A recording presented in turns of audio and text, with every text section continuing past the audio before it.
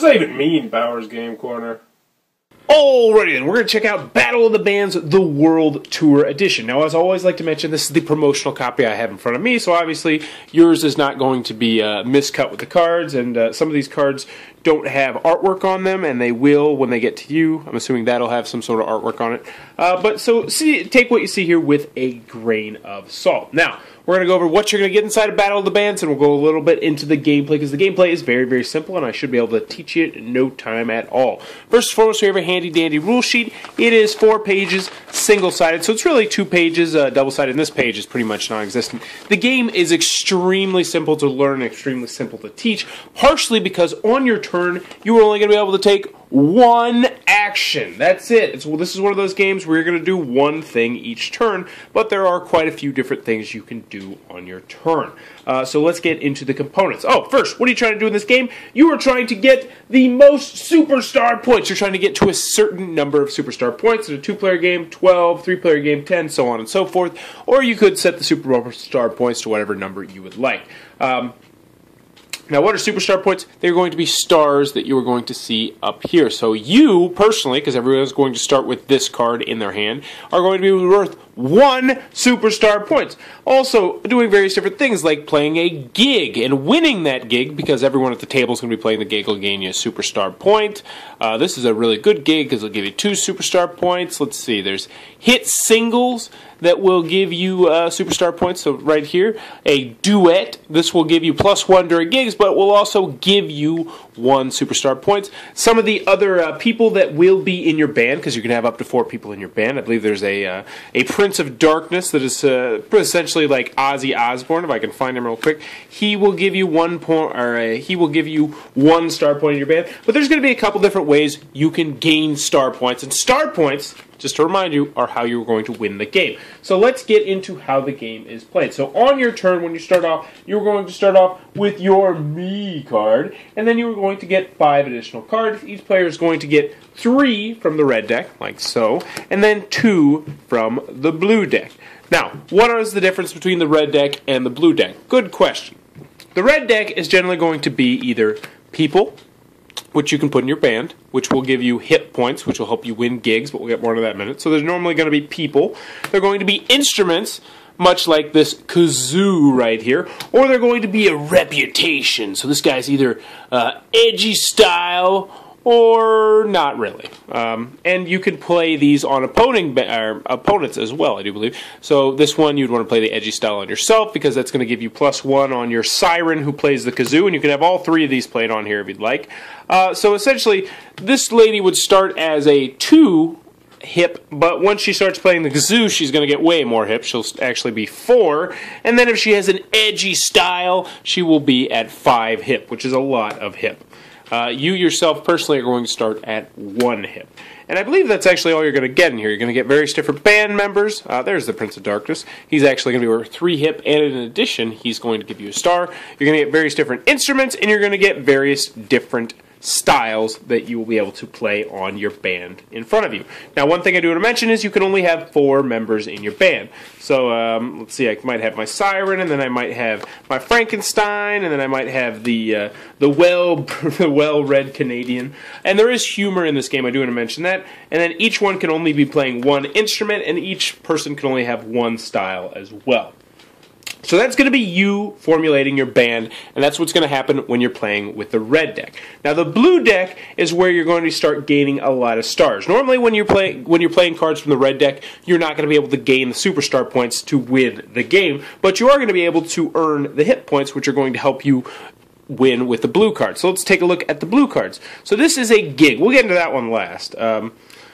You know what, we'll get that one, let's just get that one out of the way. So this is a gig right here. So what the gig is going to do is, when you play this down, everyone at the table, as long as they have a band to play, is going to be participating in this gig. Now, I mentioned on your turn, what you're going to do is you're only going to play 1 action. So for instance, let's go backwards a little bit and say on my first turn, I decide to play the siren. That would be my 1 action, and then my turn would be over, and then it'd come back to me, and then I would draw back up to 6 cards, because you can only have 6 cards in your hand. You always have to have 6 cards in your hand when you start the game. And I might say, all right, now I'm going to play my Frankenstein card. And that would be my one action, and then it would continue to do that. And then on this one, I would draw back up to 6, and I'd play this guy. So this is my band. I've started my band. And then someone else might have played a gig and say, let's start doing the gig. So when you play a gig, what's going to happen is everyone who has a band is going to be playing the gig. And what you're going to do, and this is a good opportunity to play a lot of your cards as well, because you're saying, wow, that's super slow playing out all these cards.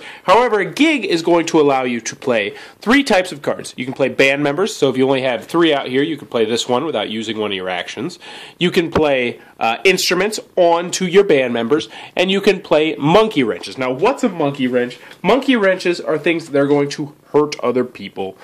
Generally, that's how it works, or they're going to help you. So, for instance, let's take a look at some monkey wrenches. You're going to play this one normally on yourself, and you're going to have dancers at your gig now. So, boom, that's going to give you +2. High voltage. That means you're going to use, you got big amplifiers, so it's going to give you +3. Oh, no. Long solo. So you'd be playing that one on it. It's going to give them -2. Choose any monkey wrench, saw it coming, and this is going to redirect it. And this is really where the take that element of the game is going to come into play, because there is a take that element. But anywho, you're going to continue to play as many cards as you can that are either band members, instruments, or monkey wrenches. And then once everyone has done that and everyone's agreed to pass, you're going to tally up the hit points. Then remember, these are the hit points up here to see who is the hippest band. And then that member, or that band, is going to win this gig. Now, what does that mean? That means this gig is going to go in front of you, and you're going to gain 1 superstar point, which is going to be 1 point closer to victory. Also, this one does not have that on there. Normally, what a lot of them will do, let me grab one real quick, will also allow you to play what are called contract singles, which is why I plan to do this. Would be a nice little segue. There we go. No? There it is. Alright, so if you play the White House, let's say this was the gig that we played, it's going to then allow you to play contract hit singles if you win this gig. So let's say I won this gig, I got my 1 star point. Now what this means is I'm going to be able to play hit singles, which are different kinds of cards, which I will show you right now, because there are a couple different kinds of cards in the game, as I mentioned. So let's see. Here we go. That's an internet. Here we go. A commercial jingle. The only way that you can play this is if you have a contract or if you have the gig that would allow you to do this. And this one is going to give you +1 during all your gigs, which is awesome. And it's going to give you 1 victory point. And once you start playing these cards out, that's when the game is really going to start speeding up, I will say. So let's see if there's any other cards that I missed. So on your turn, what you're going to be able to do is you can do 1 action. You can play a band member, you can play an instrument, you can play the reputation card. Oh, I didn't mention that. So that's one more thing that I forgot to mention about the reputation cards. Is I mentioned that they have the negative and they have the positive, but when you play it, you're actually going to be playing it on there, and then you're going to be rolling the die, because I completely forgot to mention the die. You're going to have dice that you're going to play with, and these are going to affect whether or not this reputation successfully gets on there. You're going to be trying to get a number lower than their hip. So for instance, for this guy, if I wanted to make her a dancing siren, I'd put it right there, and I would have to get at least a 2 or lower, and I did. So now she would be a dancing siren. So good for me. She's going to contribute to my hit points, which will contribute to my gig points. And you're going to go around. You're going to be doing 1 action at a time. You're going to do this, and going around until someone gets to the allotted amount of star points. That person will be the winner of Battle of the Bands World Tour Edition. One more thing I forgot to mention, though, is what if you get stuck with bad cards? And that will happen sometimes. You're going to be drawing up to 6 cards every time, and you get to draw from either pile you want. Sometimes you might, oh, this card doesn't help me, this card doesn't help me, this card doesn't help me. You also have the option to discard up to 3 of your cards on your turn, and that is just your turn. And so the next time you're going to be able to draw 3 new cards, and hopefully they'll be good cards. But anywho, you're going to go towards the allotted amount of points, and then whoever has that amount of points will be the winner of Battle of the Bands World Tour Edition. And that, in a nutshell, crazy nutshell, is how the game is played. Ahoy there, YouTube! I'm back again today for another game review, another special Kickstarter review. And today I'm very excited to be checking out Battle of the Bands World Tour Edition from Dan Smith. This is for 2 to 6 players. It'll take you about 20+ minutes to play. And in Battle of the Bands World Tour Edition, you will be forming a band, getting instruments, getting reputations, playing music gigs, signing contracts, and trying to get to a certain amount of star points. Sound intriguing? Let's open it and see how it works. Alrighty, the Battle of the Bands World Tour Edition from Dan Smith. What are my final thoughts? Let's go over the pros, let's go over the cons. First, on the cons side, the game is not going to be for everybody for a variety of different reasons. It is a filler game. It's got the 20-minute time length, 20 plus, it does say. It is a little bit longer than 20 minutes when you first start the game.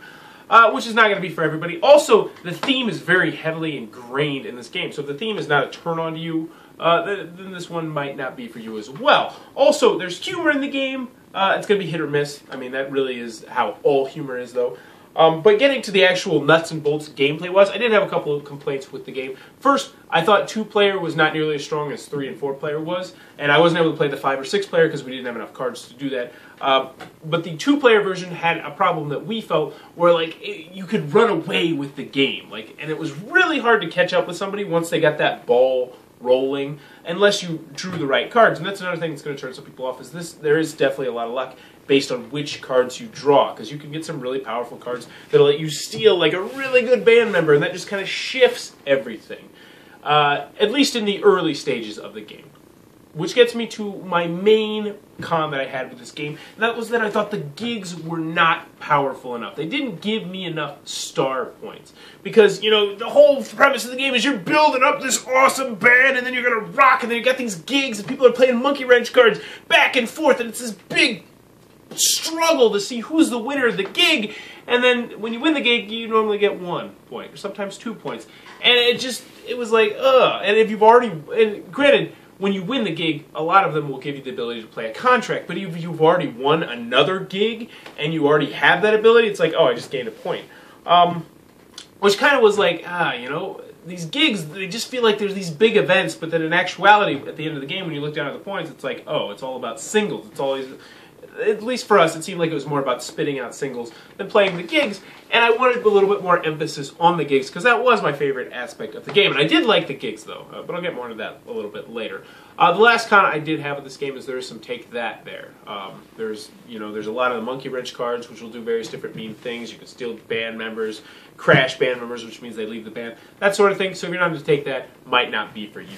Moving on to the pros, though. I sound like I don't like this game. I do like this game. I actually liked it quite a bit. I think it's a nice little light filler game, and it's one that I plan on keeping for my game night. And I'll tell you why. I like the simplicity of the game. I really did. There's one action you can take. Now, granted, there's a big list of actions you can take, and I hope they have a little reference card that everybody gets that say, oh, you can do this, or this, or this, or this, or this. But in actuality, it's an extremely simple game that plays incredibly fast.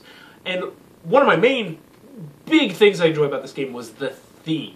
You might have noticed in this band when I was this review when I was talking about the game, I was talking about my band, my people in my band, my reputation, my instruments. My band is playing the gig because it really does suck you up into the theme, or at least it did for me and my friends. Of the game. It doesn't feel like it's just a generic tableau out here with +1 here, +2 here. Oh, I got this bonus, so I can do that. No, it feels like, I got Ozzy now, which is going to give me that 1 star point that's going to help me, but he's playing on the kazoo and he's doing this. It really does feel like it is your band, and you are starting up this band, and I like that a lot. It does not feel like a generic pasted-on theme. It's a very well-done theme. Rule booklet, very well done. Gameplay, very, very simple. I like the artwork. I like the humor. I liked this game. I like this game. I definitely can recommend this game if you were in the market for a nice little filler. If this looks like it might be your cup of tea, be sure to click on the Kickstarter link down below. Also, in the comments below, let me know your favorite game that just oozes theme. That is a filler game, because filler games are kind of hard to ooze that theme because they're trying to get it done so quickly. So I want to know some more of them. And as always, if you enjoyed this content, please be sure to click on the subscribe button down below. Thanks for your time, YouTube. That was a review for Battle of the Bands, the Rock and Roll Card Game World Tour Edition. For more reviews and previews, check back at Bauer's Game Corner.